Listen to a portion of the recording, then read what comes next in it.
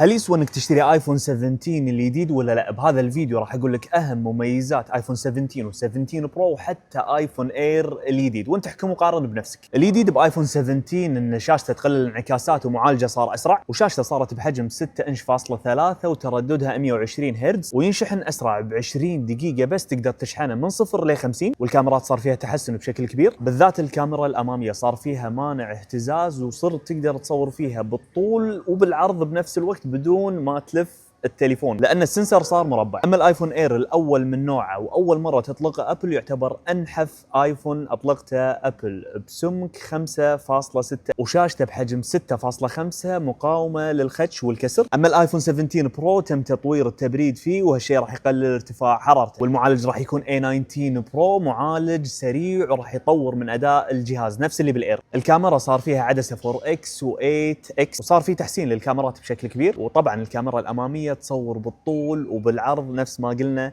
بالاير بدون ما تحتاج انك تلف التليفون. وهذه راح تكون اسعار الايفون 17 و17 اير و17 برو وبرو ماكس الرسميه. جابوني، راح تشترونه ولا راح تظلون على اجهزتكم الحاليه؟